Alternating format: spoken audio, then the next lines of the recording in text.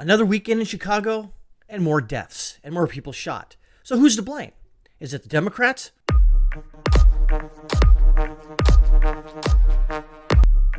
I say yes. Is it the guns? No. I say it's a cultural issue. It's gang violence for mostly. All you have to do is read back on every single weekend. The last weekend, the previous weekend, 10 years ago. This stuff always happens in Chicago. Constantly. And consistently. So over this past Independence Day weekend in Chicago, 104 people were shot. Why? Is it the Democrats' fault? Yes. Could they stop it? Absolutely. But they haven't. They don't want to stop this. Why? Because if they ignore the problem, they think it'll just go away. Of course it's not going to go away, obviously, because more people keep getting shot and they keep ignoring it. Now, if they wouldn't ignore it, if there was white people shooting African American people, but that's not what's happening. African Americans, for the most part, in Chicago right now, are shooting other African Americans. Now, there are some instances where Latinos will get shot. There's also Latinos that will shoot other people, such as Latinos and African Americans. Possibly Asians, maybe. Don't know. But all the names, if you do a cursory search, if you do see some of the names that were presented in some of these news articles, it would go to show you that it's not a white person, not an Asian person. Could it be? Sure, but it's not. So, again, I've talked about this numerous times when I'm talking about Chicago violence. You people in Chicago need to understand that keep voting the same way keeps getting these results. Also, let's not take you out of the equation. It's a cultural issue. For some reason, unbeknownst to me, because I'm not there, I'm just looking at it from the outside, looking in. It's a gang violence issue as well. Also, it should be noted that you should be able to go out onto your stoop, your porch or whatever, on a warm summer night and hang out without being shot. That's a constitutional right that we all have, that we shouldn't have to be shot when we go outside, but it happens. What are the police are doing there? Well, think about this. The police don't really want to do anything. They do because it's their job, okay? Let's be honest here. But they know that by the time they get there, no one's going to speak and everyone's gone. Meaning that someone's dead or the perpetrators are long gone. No one's going to time anybody out. It's a cultural issue. So you're on this you're on this never-ending cycle of violence where you don't want to stop it because you don't want to snitch. And the police are there, they show up when everything has happened. And very rarely do you ever see any of these shooting events get solved. They don't get solved, for the most part. So, this weekend is especially grim. I think it was last weekend 70-something people were shot, then this weekend 104. Unfortunately, it's not just adults that get shot. Children get shot who aren't even involved in the cultural issues here, who aren't involved in community or violence, or who aren't even involved in gang violence.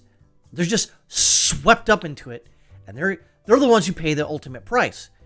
If they die, they obviously pay the ultimate price. Well, let's say they get shot, and they carry around that scarf with them for the rest of their life. So 2 police officers, in conjunction with all this, were shot.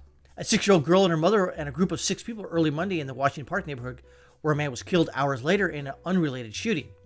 In all, at least 17 people died from injuries suffered in shootings that started around 5 p.m. Friday and into a little after 1 a.m. on Tuesday, according to police information and the Tribune data.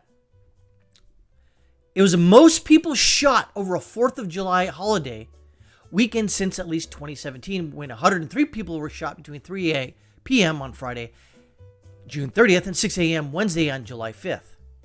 And the most recent fatality, a 26-year-old man was shot to death in Washington Park neighborhood around 10 p.m. Monday night. He had been standing near a parked car when someone who was passing the vehicle shot him in the chest. Again, I always state this, is that no one should be shot for just hanging out in a park or hanging out in the Washington Park neighborhood, hanging out on your porch, hanging out with your friends for a barbecue. Why does this keep happening? In my opinion, most of these shootings are random. They're not just like, we don't like this guy, we're going to shoot him. Most of these are like gang initiations. Random. So when police do show up to find out, hey, what's going on? There's nothing to go on. Some person shot this person, drove off in a car. Like, yeah, it was a black SUV. Okay, there's plenty of black SUVs. Do you know what kind of make and model? Nope, don't know. Who is this guy? I don't know. He's a friend of a friend, and we're just standing here. Someone shot him. How are you going to investigate something like that? Impossible. See, a friend began driving the wounded man to the hospital, but as he drove, they arranged to meet paramedics at the 5700 block of South Calumet Avenue. He was taken to the University of Chicago Medical Center, where he died. Information on his identity was not released to the Cook County Medical Examiner's Office. So you get the point here. I can read all these, and it starts to fit a pattern. People hanging out get shot. Having a barbecue, people get shot. But they don't really tell you what the racial background is, which I honestly think makes for a more compelling story here. Because it's not just white people getting shot. It's African Americans, Latinos in these predominantly African American Latino neighborhoods getting shot. Okay? So my question is, where's Black Lives Matter? Where's Black Lives Matter? Where are they at? Oh, that's right. You see, Black Lives Matter only shows up when it's a white cop shooting somebody of color. And I hate that word, of color. Everyone's got color. So I would say shooting someone who's not white. They show up, angry, pissed off, firebombing police officers, firebombing an Old Navy, a 7-Eleven, burning it to the ground. But when this happens, does Black Lives Matter show up?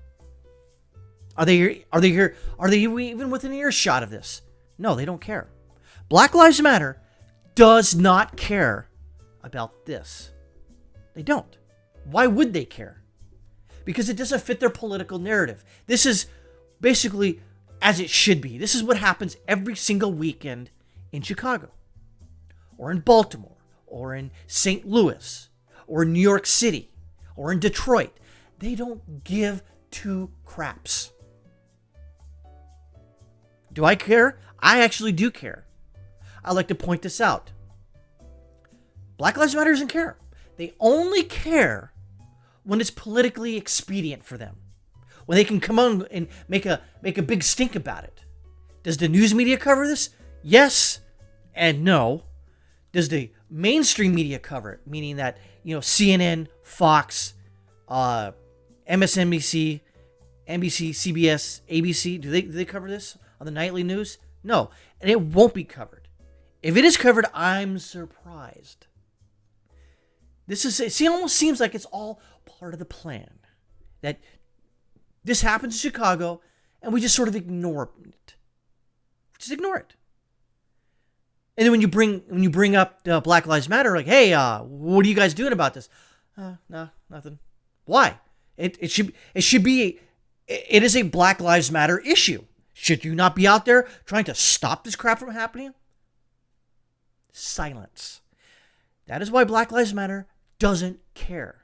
They give less than two shits about Chicago violence because it's black on black violence, black on Latino, Latino on black, Latino on Latino violence. They don't give a fuck. They couldn't care less. Because if they cared right now, if they gave a shit, Black Lives Matter would be there right now trying to stop this violence. But they don't care. It's not a moneymaker for them. You see, Black Lives Matter Incorporated is a corporation. They only care about issues that will make them money. This is not a money-making issue for them. Black Lives Matter doesn't care about this because this is not making them money. What makes Black Lives Matter money is presumed police violence on black people in the community or in the United States. That's where they make their money. Big cash. Case in point, Patrice Cullors. She's not in the organization anymore, but she made a butt ton of money. Bought 4 homes. Ironically enough, none of those homes are in predominantly African American neighborhoods. I wonder why. Just look right here. That's all you need to know right here. This is why people who are in the Black Lives Matter organizations, for the most part, don't live in the communities where the violence happens. They go outside where it's safer, which is smarter, obviously. But again, my whole hypothesis here is that Black Lives Matter doesn't give a shit about Chicago violence. Why? Because it doesn't make them money. Money. That is all they give a shit about, is money and political power. This does not give them political power. This does not make them any more money. This is why Black Lives Matter is a grift. It's a flat out grift. They don't give a shit about black on black violence in the inner cities. They don't give a shit. Why would they? Because, like I said, it doesn't make them money.